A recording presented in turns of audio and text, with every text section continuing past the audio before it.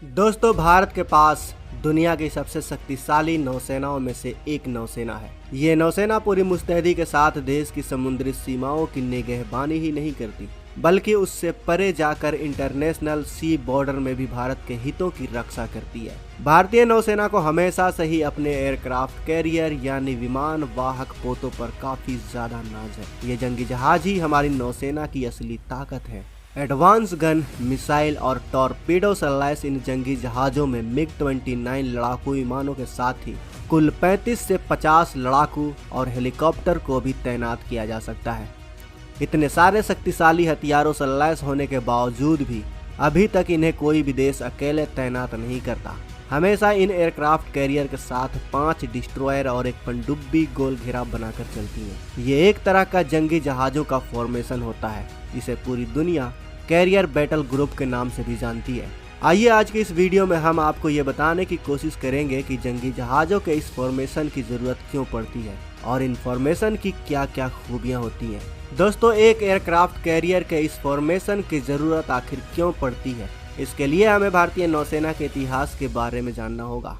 तो 1971 के भारत पाक युद्ध में भारत को मिली कामयाबी में भारतीय नौसेना के एयरक्राफ्ट कैरियर की एक अहम भूमिका रही। डंकारी सैनिक शासन और पश्चिमी पाकिस्तान से उसे मिलने वाले समर्थन से तंग आकर पूर्वी पाकिस्तान के लोगों ने सत्ता के खिलाफ विद्रोह कर दिया। पाकिस्तान ने भारत पर इस विद्रोह का साथ देने का आरोप लगाया और वायुसेना के एयरबेस पर हमला कर दिया, जिसका भारत की ओर से मुंह तोड़ जवाब दिया गया। भारतीय नौसेना के पश्चिमी कमान के जंगी जहाजों ने कराची बंदरगाह को पूरी तरह से आग में तब्दील कर दिया। वहीं पूर्व में INS विक्रांत के नेतृत्व में तैनात भारतीय नौसेना के बेड़े ने बंगाल की खाड़ी में पाकिस्तानी सेना के लिए जबरदस्त रुकावट खड़ा कर दिया। पश्चिमी पाकिस्तान से पूर्वी पाकिस्तान तक सिर्फ समुद्री रास्ते से ही पहुंचा जा सकता था, लेकिन बंगाल की खाड़ी में भारतीय सेना की कड़ी रुकावट पाकिस्तानी नौसेना के लिए बड़ी सरदर्द बन गई। इसलिए पाकिस्तान के लिए पूर्वी पाकिस्तान यानी आज के बांग्लादेश तक पहुंचने के लिए INS विक्रांत को किसी भी कीमत पर ध्वस्त करना जरूरी हो गया था। ऐसे में पाकिस्तान ने अपनी एक पनडुब्बी PNS गाजी को INS विक्रांत को ध्वस्त करने के काम पर लगाया, लेकिन भारत को इसकी भनक पहले ही लग गई और भारतीय नौसेना ने गाजी को फंसाने के लिए काफी जाल बिछाया। इस योजना के तहत INS विक्रांत को सुरक्षित तरीके से चुपचाप अंडमान निकोबार द्वीप की ओर मोड़ दिया गया। इसके साथ ही भारतीय नौसेना के एक बड़े डिस्ट्रॉयर INS राजपूत को INS विक्रांत की फ्रीक्वेंसी के साथ जोड़कर विशाखापट्टनम में तैनात किया गया। भारतीय नौसेना द्वारा बिछाए गए इस जाल से पूरी तरह से बेखबर PNS गाजी जैसे ही विशाखापट्टनम पहुंची, वैसे ही INS राजपूत के एक घातक हमले से उसे ध्वस्त कर दिया गया। फौरन इसके बाद ही INS विक्रांत पर तैनात सी हॉक लड़ाकू विमानों ने पाकिस्तान की ओर उड़ान भरी और वहां बड़े पैमाने पर तबाही मचाई। आखिरकार 1 लाख से अधिक पाकिस्तानी सैनिकों ने भारतीय सेना के सामने आत्मसमर्पण कर दी और भारत के जीत के साथ ही पूर्वी पाकिस्तान आजाद हो गया और आज पूरी दुनिया उसे बांग्लादेश के नाम से जानती है। दोस्तों, अगर INS विक्रांत को PNS गाजी से बचाया नहीं गया होता तो शायद भारत के लिए ये जीत संपन्न ही नहीं होता। उस समय का INS विक्रांत हो या आज के INS विक्रमादित्य और INS विक्रांत, भारतीय नौसेना के बेड़े में इन एयरक्राफ्ट कैरियर की हमेशा से ही काफी अहमियत रही और यही वजह है कि भारतीय नौसेना के ये एयरक्राफ्ट कैरियर्स हमेशा से ही दुश्मनों के निशाने पर रहती हैं।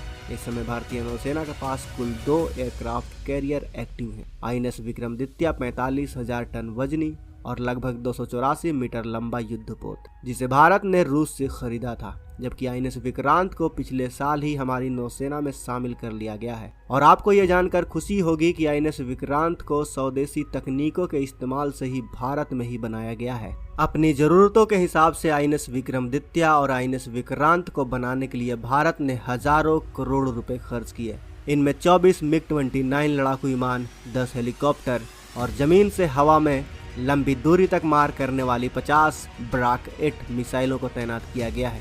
यह मिसाइल 100 किलोमीटर दूर तक हमला कर सकती हैं। इन युद्धपोतों को दुश्मन के हमले से बचाने के लिए इनके कैरियर ग्रुप में 2 डिस्ट्रॉयर, 2 कॉर्वेट्स और 1 पनडुब्बी शामिल होती हैं, जो हर समय इसके साथ चलते हैं। इन फॉर्मेशन में शामिल कोलकाता क्लास के 2 एडवांस्ड डिस्ट्रॉयर का काम INS विक्रमादित्य और INS विक्रांत को दुश्मन के किसी भी हवाई हमले या समुद्री हमले से बचाना होता है।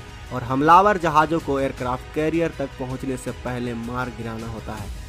इसके साथ ही इस फॉर्मेशन में तैनात दोनों शिवालिक क्लास के कॉर्वेट्स का काम एयरक्राफ्ट कैरियर को सभी तरह के पनडुब्बी हमलों से बचाना होता है। इसके साथ ही इनके साथ एक न्यूक्लियर अटैक सबमरीन भी तैनात की जाती है, जो जरूरत पड़ने पर दुश्मनों के किसी भी जहाज या पनडुब्बी को निशाना बना सकती है। साथ ही इन जहाज़ों की लंबी दूरी की यात्रा की जरूरतों को पूरा करने के लिए इनके साथ पानी और ईंधन से भरा एक टैंक भी चलता है। ये दीपक क्लास के जहाज होते हैं। इनका वजन उठाने की क्षमता 18,000 टन की होती है, जो विक्रमादित्य और आईएनएस विक्रांत एयरक्राफ्ट कैरियर के लिए जरूरत के हिसाब से ईंधन और साफ पानी सप्लाई करते हैं। इतना सब कुछ होने के बावजूद आईएनएस विक्रांत और विक्रमादित्य का ये कैरियर बैटल ग्रुप फॉर्मेशन पूरे हिंद महासागर को चीन जैसे देशों से सुरक्षित रखने के लिए काफी नहीं है। आपको पता होगा कि चीन भारत को चारों तरफ से घेरने के लिए स्ट्रिंग ऑफ पल्स पर काम कर रहा है, और ऐसे में सिर्फ 2 एयरक्राफ्ट कैरियर की मदद से हम चीनी नौसेना को विश्व की सबसे बड़ी नौसेना बन चुकी है, जो उसके सामने नहीं टिक सकते। और ये बात भारत सरकार को अच्छे से पता है। चीनी नौसेना से निपटने के लिए भारतीय नौसेना के पास कम से कम 3 एयरक्राफ्ट कैरियर होने चाहिए। इसलिए भारत के वैज्ञानिक इस वक्त आईएनएस विशाल को बनाने पर काम कर रहे हैं, जो भारत का दूसरा स्वदेशी और तीसरा एयरक्राफ्ट कैरियर होने वाला है। हमें उम्मीद है कि भारत सरकार जल्द से जल्द हमारी तीनों सेनाओं की सभी जरूरतों को पूरा करेगी, ताकि वो हमारी समुद्री सीमा, भारत और भारतवासियों की सुरक्षा हमारे सभी दुश्मनों से कर सके और पूरे एशिया में अपना दबदबा कायम रख सके। आपको क्या लगता है दोस्तों, हमें कमेंट बॉक्स में अवश्य बताएं। दोस्तों, इस वीडियो की मदद से आपको तो समझ में आ ही गया होगा कि आखिर एयरक्राफ्ट कैरियर के साथ हमेशा दूसरे जहाज क्यों चलते हैं और हमारी नौसेना इन एयरक्राफ्ट को सुरक्षित कैसे रखती है। अगर हाँ तो वीडियो को लाइक और शेयर करना ना भूलें। अगर आप हमारे चैनल पर नए हैं और आपने अभी तक इस चैनल को सब्सक्राइब नहीं किया है तो इस चैनल को सब्सक्राइब कर लें, ताकि हमारी आने वाली वीडियो को आप मिस ना कर सकें। मिलते हैं अगले वीडियो।